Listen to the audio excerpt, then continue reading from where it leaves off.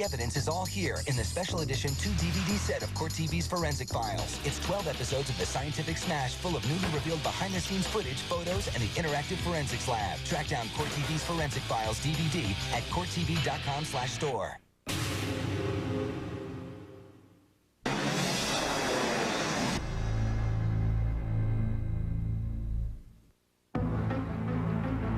Three men of privilege, abusing their power. They didn't believe that the laws applied to them. Unbridled greed, wanting things that were above and beyond what people should have. They built an empire. Been transporting on a large scale cocaine and marijuana, planes full. And watched it crumble. They hated each other's guts by the end. Nothing has ever happened in Lexington before or since with as much drama, tragedy, intrigue as what happened with this group of people. Crooked cops, cocaine, and conspiracy as blue bloods go bad. Tonight on Power, Privilege, and Justice.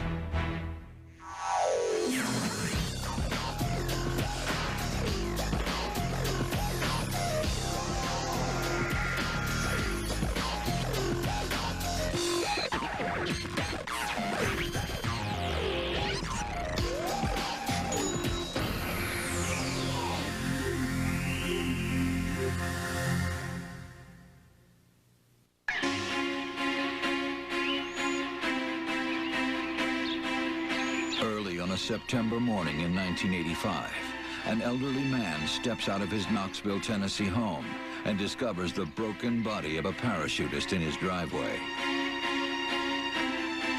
There is a large duffel bag strapped to the body. The chute strapped to his back is unopened.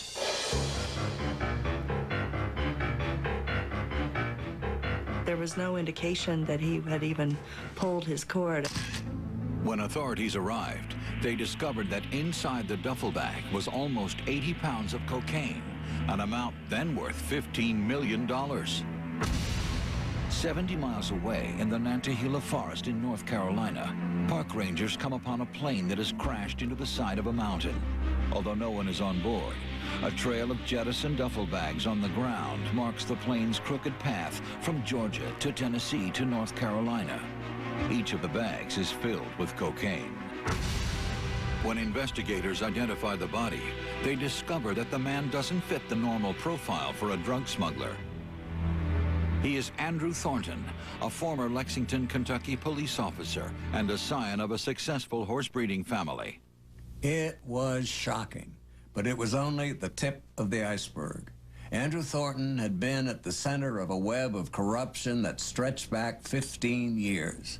It was the story of greed, violence, and three old friends from Kentucky drunk with power who left a trail of mayhem in their wake. Andrew Thornton was born in 1944 and was raised in the upper tier of Kentucky society. His parents owned a horse breeding farm just outside of Lexington. It was one of the better farms, and it did have a good role in the horse breeding industry. In their inventory, I would say that there was a hefty investment of money there. He came from a family of privilege and always seemed to be something of a daredevil growing up.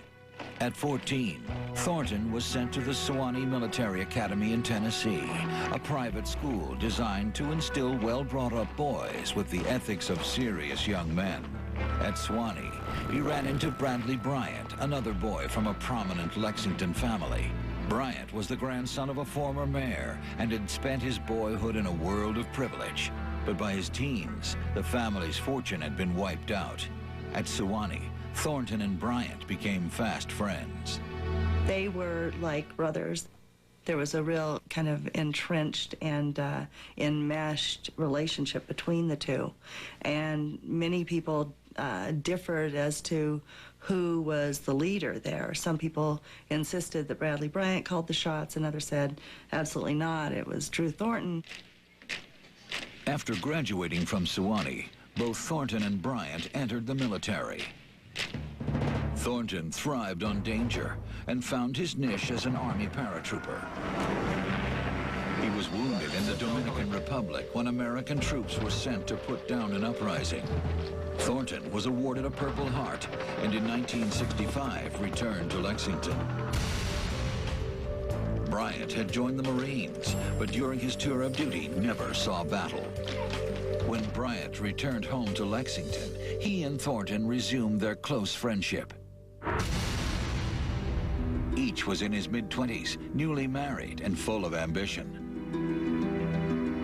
Thornton worked in the family horse business, but life on the farm was too tame for him. He parachuted as a hobby, got his pilot's license, but he was growing increasingly restless. Life was just kind of boring compared to, you know, all this preparation for war and then a little bit of war and then, you know, to come back. He was really looking for war on the streets of America. In 1968, Thornton joined the Lexington Police, just as it was beginning to tackle the drug problems brought on by the emerging youth culture. If you were going to be with the police force and you wanted some action and excitement and activity, I mean, where you needed to be was on the narcotics unit. Andrew Thornton was one of the first officers to volunteer. The narc unit satisfied his need for thrills and power. Soon he met other like-minded young recruits, among them Henry Vance, a Kentucky blue blood who also hailed from one of the oldest and most esteemed families in Lexington. Good, hardworking, church-going, God-fearing, citizen, civic-minded, you know, perfect citizens, the kind of people you want your town to be full of. In school, Vance was an average student, but his charm, charisma, and pedigree made him stand out. In Lexington, those were important assets. Vance went to college and then law school, but the curriculum proved too difficult, and he dropped out after a year. By 1969, he was married and needed a job. His well-connected father came to the rescue.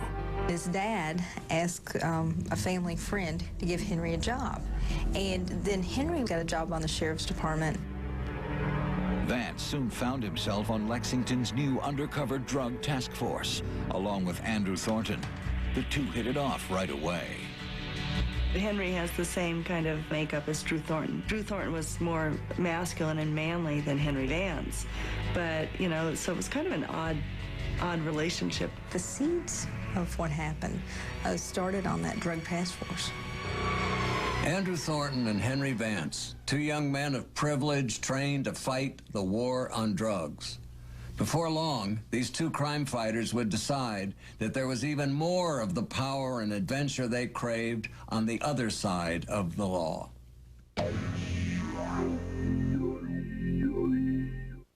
Sunday on Impossible Heists.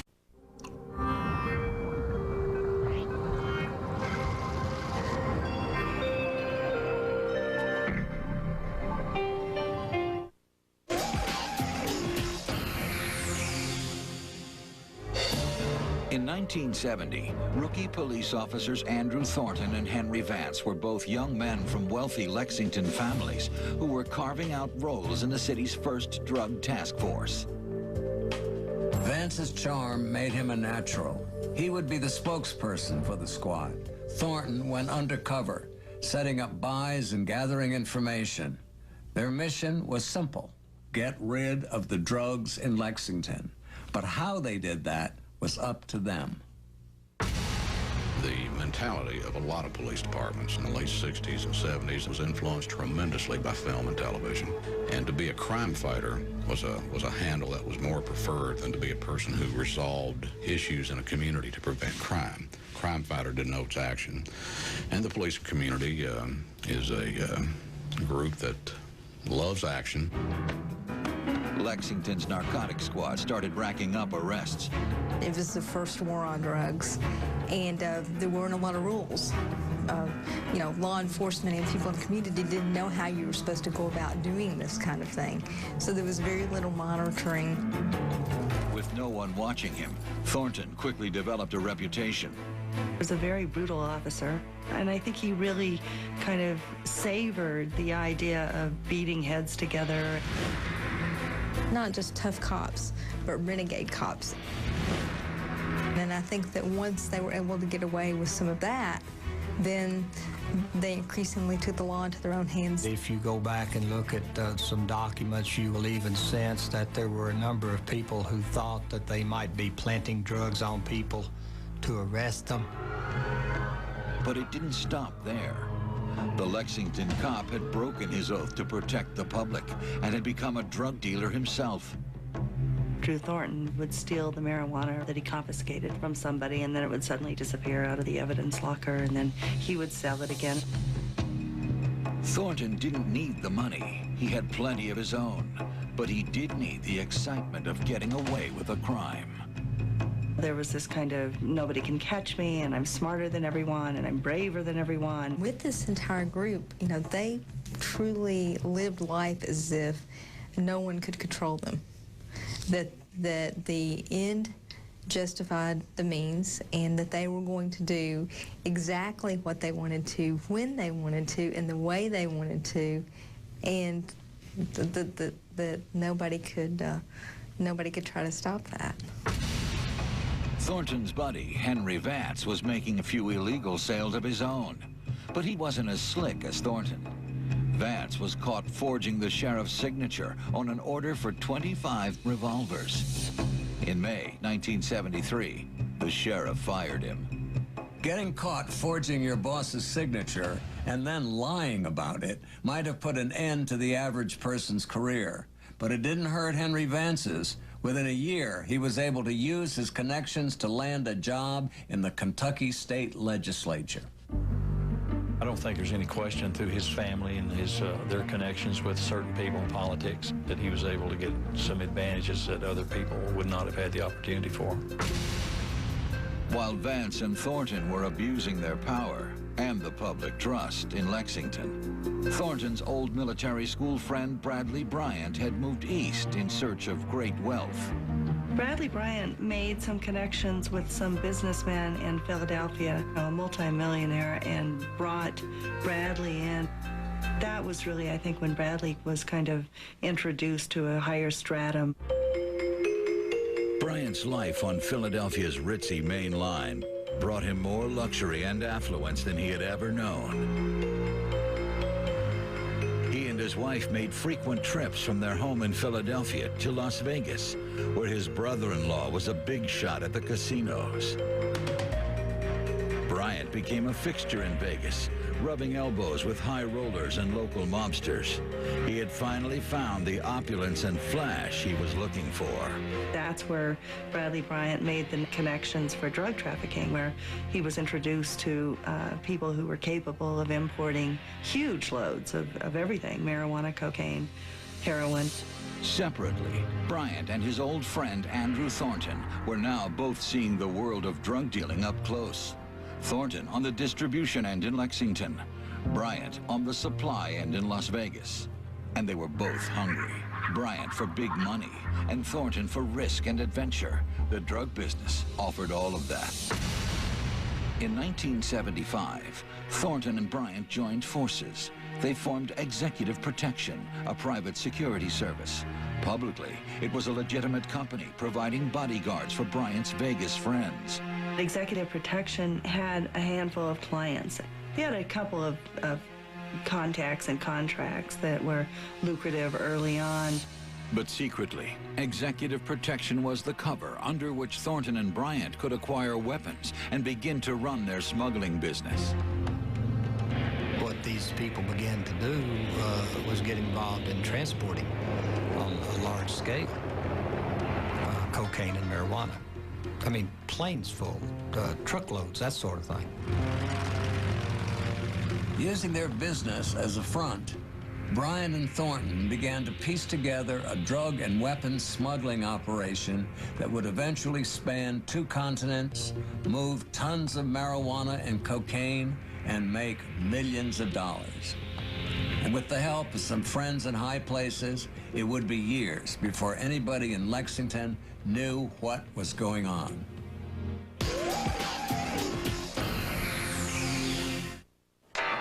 Allergies. They thought no one was watching. They were wrong. who will take the bait. The picture's worth 1,000 words. Caught. We'll be watching.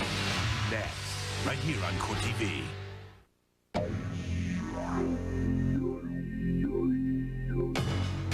In 1975, Andrew Thornton and Bradley Bryant were creating the largest drug smuggling operation in Kentucky's history.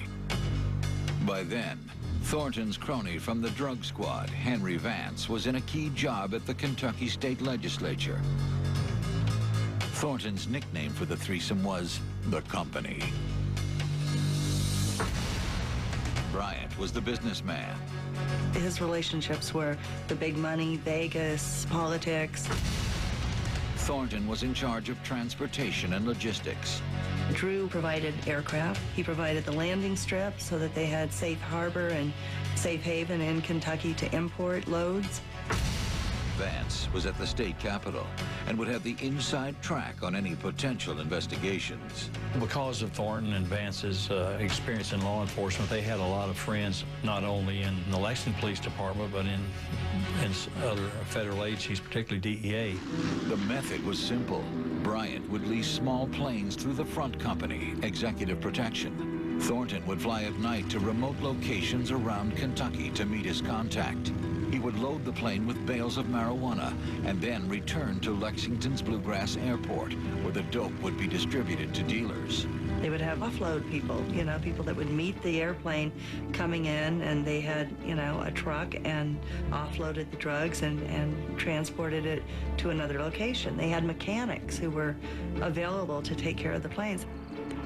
It could be done without detection. There was no process for officials at the airport to notify police of any suspicious planes landing. Within 2 years, the company was a full-fledged smuggling operation, reportedly bringing in hundreds of thousands of dollars worth of marijuana annually. Remember, Thornton was a Lexington cop. He knew exactly how to exploit the weaknesses of the police force without being detected. The only problem for Thornton was that he didn't know when to stop. There was a kind of a need to be larger than life, a need to be the guy who was in the know, and he loved the kind of covert and secretive. He was also driven by money and power, and certainly, selling drugs was a place to get that. By January 1977, Thornton was abandoning the last vestiges of his life as a Lexington police officer. He resigned from the force. His transformation from law enforcement to drug outlaw was now complete. Thornton maintained close ties with Henry Vance. Vance ascended to administrative assistant to the governor of Kentucky, Julian Carroll. Vance basked in the power that came with his position. He was just a mean, cold, arrogance, I guess is the best word way to describe him. And yet he would work for the governor and work for the Speaker of the House. And he was well-dressed, looked good, until you talked to him. He drove a little gray Mercedes, two-door Mercedes convertible, and, kind of ran around political circles. There was a ruthlessness to him that was certainly not obvious on the surface. Vance was Thornton's eyes and ears in the governor's office, but he chose to maintain a clean public face. Vance was seldom seen together with his drug-dealing buddy, and he had good reason. By spring 1977, Lexington was buzzing with rumors about Thornton, whispers of blackmail and smuggling, and most disturbing, the disappearance of a young woman. Melanie Flynn was the 24-year-old girlfriend of Bill Canaan. Canaan was one of Thornton's cronies from the Lexington Narcotics Squad and a member of the company. One day, left her office to meet her family for a family gathering and made a turn onto a main road, and that was the last time anybody ever saw her. Those who investigated the disappearance from the earliest moment knew that there had been foul play. You know, she might have had information about the drug trafficking, and clearly somebody, I believe, wanted to get her out of the way. Melanie Flynn had spent a lot of time with Thornton and his associates. It wasn't a stretch to believe that she might have overheard things that she wasn't supposed to. There was no body found. I would speculate that she probably knew too much about Thornton's activities. It was as if she vanished into thin air, and that only added to Drew Thornton's growing reputation. By mid-1978, Thornton's partner Bradley Bryant was ready to launch the company into the drug smuggling big leagues. He brought international drug kingpins Lee and Jimmy Chagra into the fold. The Chagra organization was the supplier. I mean, they had direct connections to the, the Colombian cartel and heroin through the Mideast, and I mean, they were the ones who had the drug connection. And Bradley and Drew had the distribution system. But the Chagras were being investigated by the Justice Department, and Thornton didn't want federal eyes focusing on the company. And that was one of the first areas of conflict between Bradley Bryant and Drew Thornton, that Drew really did not want Bradley to let the Chagra network join their own organization. But Bradley Bryant was determined and eventually convinced Thornton that a partnership with the Chagras was the key to expanding their operation beyond Kentucky. Thornton may have gone along with Bryant's plan, but he wasn't happy about partnering with the Chagra brothers. It wouldn't take long before the Chagras and their violent ways would start to tear the company apart and put it on everyone's most wanted list.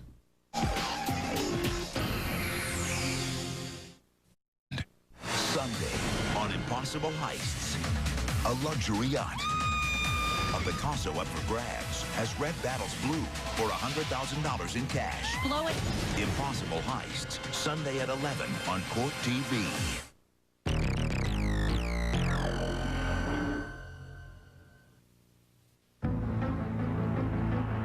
In late 1978, Andrew Thornton and Bradley Bryant were preparing for their biggest venture to date, flying 20,000 pounds of high-grade marijuana from Colombia into Lexington with their new partners, drug traffickers Lee and Jimmy Chagra. The Chagras had been under investigation by federal prosecutors for over a year, and the evidence against them was mounting. Thornton and Bryant knew how cold-blooded their Las Vegas partners were, but even they couldn't have seen what was coming next. On November 21st, gunmen opened fire on the prosecutor who was investigating the Chagras, James Kerr, as he was sitting in his car. Incredibly, Kerr escaped unharmed. Then, a month later, Lee Chagra was shot to death in his office by an unknown assailant. The high-profile attacks ratcheted up the pressure on an already risky smuggling deal. Against Thornton's instincts, the company went ahead with the Colombian job. On January 10th, 1979, Thornton flew the company's DC-4 airplane into the jungles of South America. He returned to Lexington the next night with 10 tons of marijuana, worth almost $2 million. Thornton landed the plane at Bluegrass Airport, where his crew, led by a man named Mike Kelly, unloaded the cargo. Thornton then had the plane flown to a small airfield outside Louisville, where it was abandoned. I remember being a police reporter and hearing the traffic on the police radio one night that, federal authorities had seized a plane at Bowman Field in Louisville. Authorities determined that the DC-4 was registered to Bradley Bryant, and when they discovered marijuana residue inside, they turned it over to the DEA. But once in the hands of the DEA, the investigation ground to a halt. The state police began to suspect that the DEA was protecting the company. And we're convinced they were being given cover by the person in charge of the DEA for Kentucky, Harold Brown. There were memorandums from our investigating people out in western Kentucky that says every time we begin to do something, we look up and here's Harold Brown. But Brown had an answer for everything. Brown's explanation was that Thornton was an informant, but there was a lot of questions about that relationship. 1 month after the DC-4 was seized, Jimmy Chagra was indicted on federal drug charges in El Paso. On the day that Chagra's trial was set to begin, the presiding judge, John Wood, was shot dead as he reached for the door of his Cadillac. That became the most celebrated criminal case in America. At the time, FBI teletypes went out to every law enforcement agency to try and solve this case. It was astonishing. The first time in almost 100 years that a federal judge had been assassinated. The Chagra organization had graduated to a whole new level of lawlessness and put all of their associates, including the company, under a magnifying glass. We would receive leads for background information on all the individuals that were suspected initially in that case. So there was activity like that all over the United States, running down leads, associates, anything at all connected with the Chagras. Andrew Thornton's concern about partnering with the Chagras proved to be well-founded. As soon as the judge was hit, everybody became very paranoid. Drew felt that he was right and vindicated in not having wanted to hook up with the Chagra organization. Thornton met with Bryant and told him it was time to break with the Chagra organization. But Bryant shocked Thornton when he told him that not only did he not want to break with the Chagras, he wanted to take over their entire network in South America. For Thornton, it was the last straw. At this point, there was a split between them. And that's when Drew went off on his own, and Bradley, meanwhile, started a new drug smuggling organization. Bradley Bryant wasn't going to let the murder of a federal judge get in his way. He was planning his most audacious operation yet.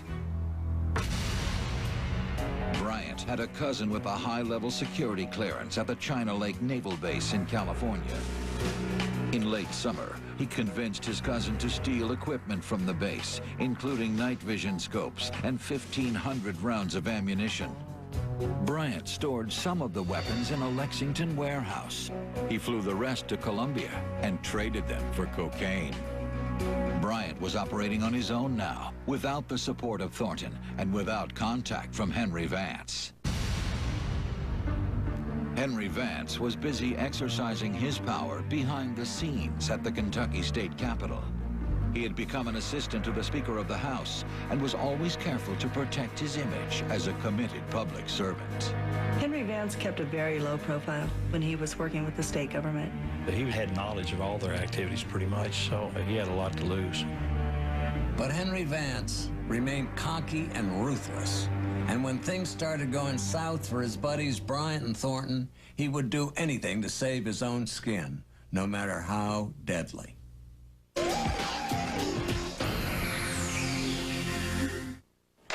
Of a man.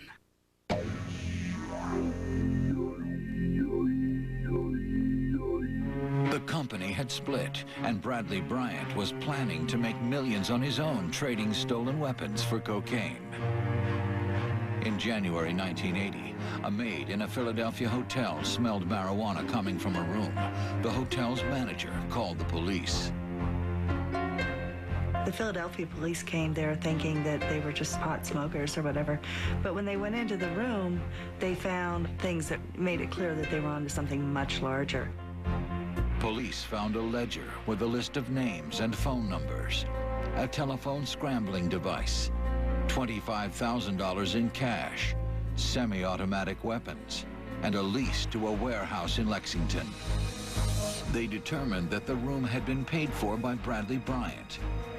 Bryant was nowhere to be found, but his finely tuned operation was starting to unravel. The police tracked him to the Philadelphia airport. He was arrested as he was attempting to board a flight to Atlanta. Now here's a guy who's been smuggling weapons and drugs back and forth from South America, evading arrest for years. But when he got caught, who busted him? A hotel maid. Maybe he should have been a better tipper.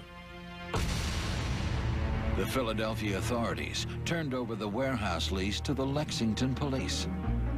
They went down there with ATF and raided the warehouse and found equipment in there that had come from China Lake. Inside was an arsenal of weapons worth $250,000, including a .50 caliber anti-aircraft gun and 21 taser stun guns. Police also found a military-issue night vision scope, traceable to the China Lake Naval Base in California. Bryant was charged with possession of unregistered weapons and then released on a $50,000 bond. Bryant's arrest caught the city by surprise. What's going on under our very noses that we don't know about? It was shock. It was total shock. It was something like, if that can happen in Lexington, what is happening in the rest of the world? People at first didn't believe it. It just sounded like, well, maybe they're not really involved in it. That's somebody else in another country. Or could this be one of our own? Bryant stood trial in Lexington in spring 1980. The evidence against him seemed overwhelming. After 3 weeks, the jury read their verdict. He was acquitted at that trial. Everyone was astounded at that verdict, including the judge. Unbelievable. The cops had found a warehouse full of weapons, and the jury let Bryant walk. But Bryant was about to hand the feds exactly what they were looking for. In May 1981, Bryant tried to sell 800 pounds of marijuana to undercover DEA agents in Illinois. He was arrested on the spot. Once in custody, Bryant was also indicted in California for possession of the stolen China Lake equipment and conspiracy to distribute marijuana. These are drug dealers, and they were stealing items that they could trade drugs for. Bryant pleaded guilty and was sentenced to 15 years in prison. Sally Denton was a correspondent for Lexington Television and covered the story. I mean, when I came to Kentucky, to Lexington, and began, kind of doing investigative reporting on this story, I was shocked at how little there was available anywhere, and shocked particularly at, how little curiosity there seemed to be about it. In their zeal to get Bryant, authorities have also been turning up the heat on many of his known and alleged associates, including a number of men from central Kentucky. Andrew Thornton was also indicted as a result of the Bryant investigation. The feds charged him with conspiring to import and distribute marijuana. But the former cop couldn't tolerate the thought of being locked up and wasn't going to take a chance with a trial. In late summer of 1981, Thornton disappeared, but the story was spreading. The Philadelphia investigation of Bradley Bryant quickly mushroomed as evidence of his involvement with the company surfaced. The infamous paramilitary narcotics group is said to be the largest guns for drugs network ever to be uncovered in the U.S. I can't ever recall this kind of daily or weekly or monthly revelations of all this international drug and gun smuggling. And here we are sitting around saying, but it's not real, this is not true. And it was. The noose was getting tighter, and Henry Vance, then a top aide to the Kentucky Speaker of the House, was scared. He had good reason. One of the company's smuggling cronies, a man who could connect Vance to Thornton and Bryant, was in a jam. That man was Mike Kelly. Mike Kelly had also grown up in Lexington. He was the company's electronics expert and had been an offloader in the January 1979 marijuana deal. Mike Kelly, who was in jail in Florida, looking at a very serious sentence on a marijuana importation charge. And Vance feared that he was getting ready to make a deal with that prosecutor. And if he did, he was going to, they thought, I believe, spill the beans on all their activities.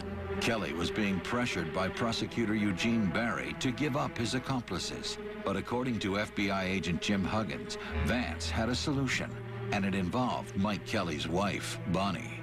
Henry's convinced Bonnie Kelly to go to Florida, kill the prosecutor. He furnished the murder weapon, told her where and how to shoot the prosecutor, what to do with the weapon, to help set up an alibi for her. He was involved from the very beginning, the planning of the entire operation.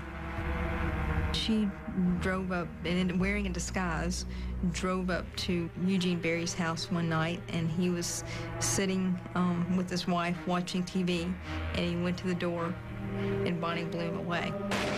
Bonnie Kelly left Eugene Barry lying in a pool of blood on the floor of his house. During her getaway, Kelly tossed the gun that Vance had given her into a canal. She called back to Lexington from Florida and basically gave the message that it's done. Vance had even cooked up an alibi for Bonnie. The story was that he and Bonnie had seen each other in Lexington the night the prosecutor was shot in Florida. Vance, who had always landed on his feet, figured they had nothing to worry about. He was wrong. The Florida investigators started looking at who are the people that would likely want Mr. Barry killed, and they started looking at Mike Kelly's associates, and it all came right back to Andrew Thornton, Henry Vance, Mike Kelly. And they focused in on Bonnie Kelly right away, and it didn't take very long to do some very good investigation on Florida's part to have her arrested. Bonnie Kelly was convicted of the murder of Eugene Barry and sentenced to life in prison. Throughout it all, Kelly refused to give up any information about the company or Henry Vance. Henry Vance and these people were operating here in central Kentucky, and their tentacles were spreading throughout the country. And we were looking for every opportunity to do something constructive about that. But it was really a sense of frustration to know that they were pretty much getting away with it. Vance thought he was safe from the feds, and Thornton believed he had outsmarted them. Since 1981, he had been flying from hideout to hideout all over the country. But Thornton and Vance's luck was about to run out.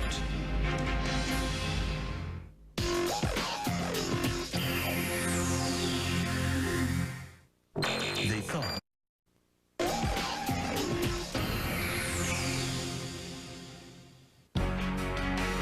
Andrew Thornton was a fugitive from justice. Thornton was wanted on drug smuggling charges and had managed to evade capture for 6 months by flying around the country in his small twin-engine plane.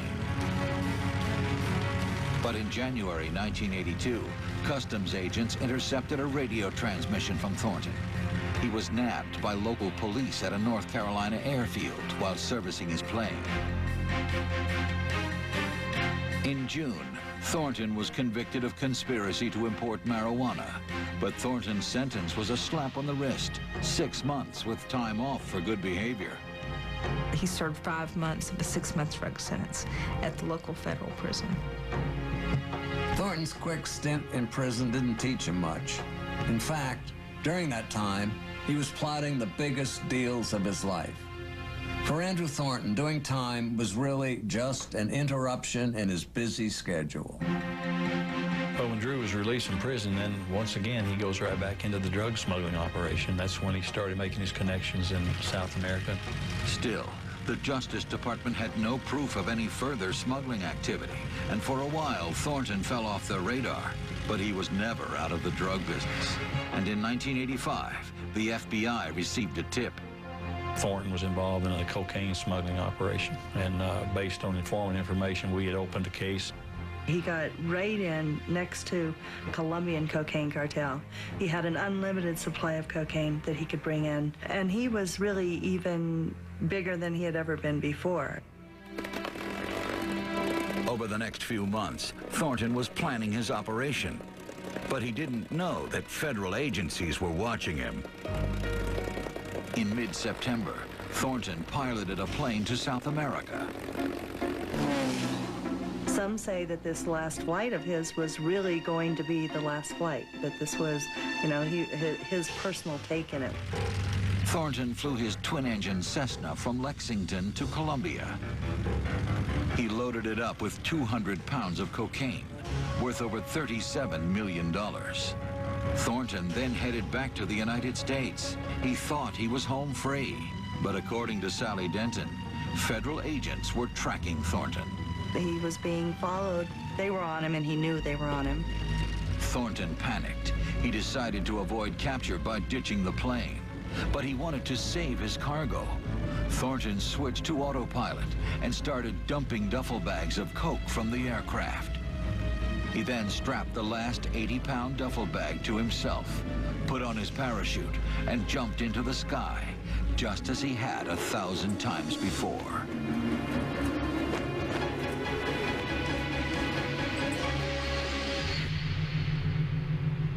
His body was discovered in a Tennessee driveway the following morning. My first thought was surprise that he wasn't successful because he knew what he was doing.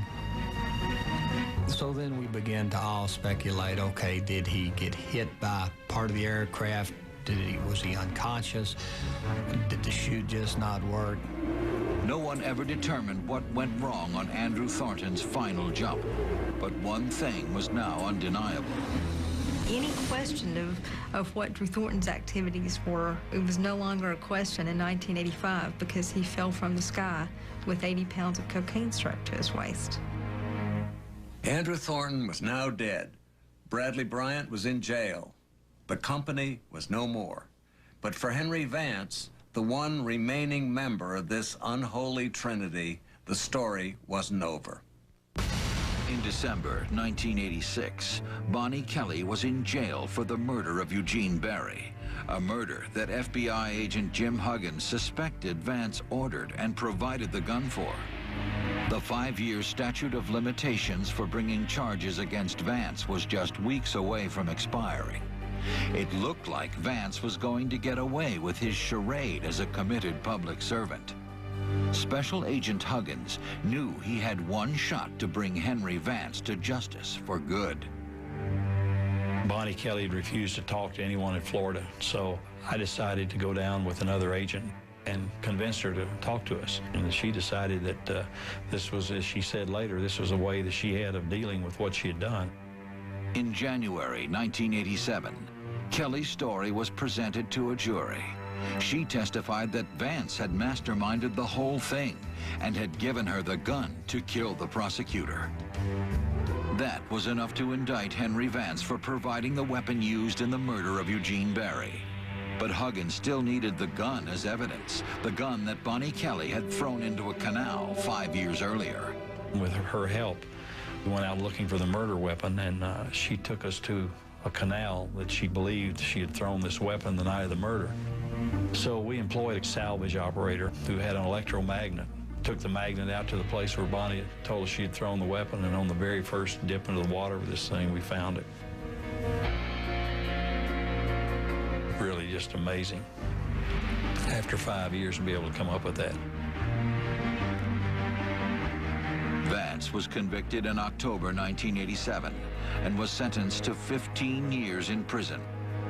But even with a guilty verdict, the ties of the Kentucky Old Boy Network stayed strong.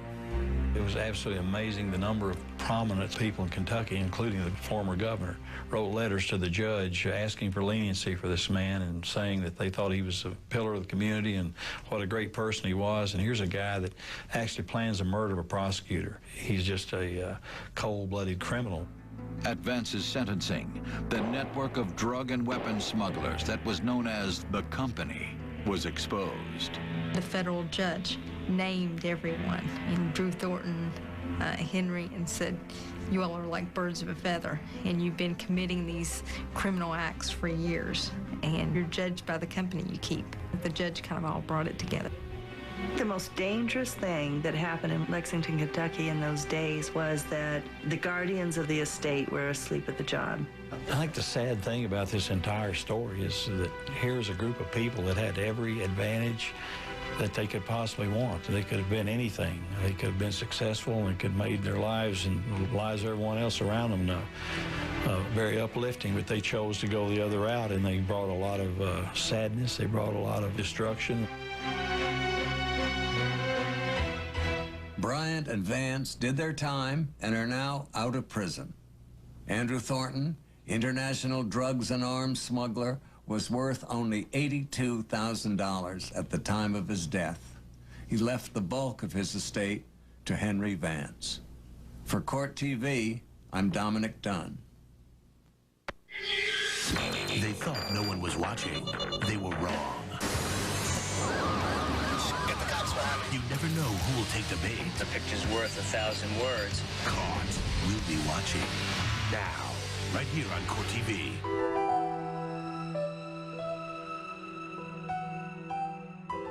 Anybody that knew Melanie loved her.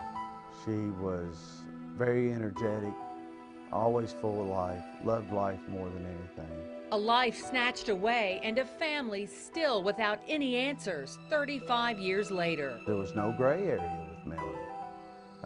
If she had a problem with you, you knew it. And we think that that may have led to her disappearance. A disappearance documented in headline after headline.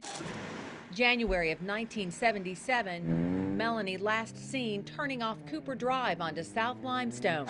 Her car found, some say staged, more than a week later off Hollow Creek Road. Her purse discovered months later floating in the Kentucky River. Odd circumstances surrounded by allegations of a police cover-up within the Lexington Police Department so many years ago. I think that there were some people involved in a lot of criminal activity, and I think she's the kind of person that would say, hey, if you mess with me, you know, I'll go to the authorities on you. But for Melanie's younger brother, Brad, I've been in caves, I've walked through fields. The only focus now She'd want to be buried somewhere close to Mom, I know. Is to find Melanie. We had information at one time that she was thrown off the Kennedy Bridge at Harrington Lake. But it's here at Murphy's Landing on the river near the Mercer-Jessamine County line that Flynn wants to search more. And it's not just one person. We've had 3 or 4 people have told us about this area. I have been in that cave. I've been all the way through every channel in it. The only thing I haven't checked in that cave is there's a large, inside the mouth of it in there, there's a large hole in there, and it's got a big metal plate, and I've not been able to move that. He also showed me what he believes was an old RV dump station. When they closed this campground down around that time, I was told that they'd placed her body in it. Another tip, another frustrating dead end. Still, Flynn will never give up looking for his sister. Somebody has to know something. There's somebody out there that has information. He hopes the secret he's certain some people know will lead him to Melanie, even a clear conscience. We know God will cast judgment on the person that did something to her. I'm just a brother looking for my sister.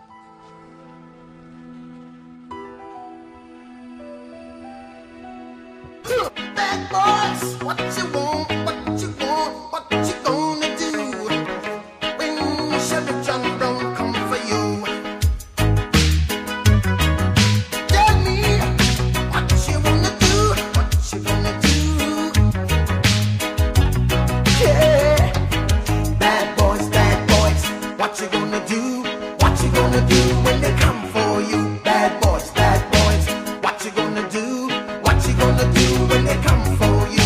When you were 8 and you had bad traits, you go to school and learn the golden rule. So why are you acting like a bloody fool? If you get hot, then you must get cool. Bad boys, what you gonna do?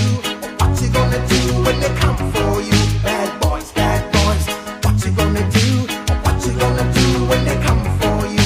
You chuck it on that one, you chuck it on this one, you chuck it on your mother and you chuck it on your father, you chuck it on your brother and you chuck it on your sister, you chuck it on that one and you chuck it on me. Bad boys, what you gonna do? What you gonna do when they come for you? Bad boys, what you gonna do? What you gonna do when they come for you? Bad boys, what you gonna do? What you gonna do when they come for you? Bad boys, what you gonna do? What you gonna do when they come for you? Nobody now give you no break. Police now give you no break. That old soldier man I give you no break. Not even your eyes now give you no breaks. Hey, bad boys, what you gonna do? What you gonna do when they come for you? Bad boys, what you gonna do? What you gonna do when they come for you? Bad boys, what you gonna do? What you gonna do when they come for you? Bad boys, what you gonna do? What you gonna do when they come for you?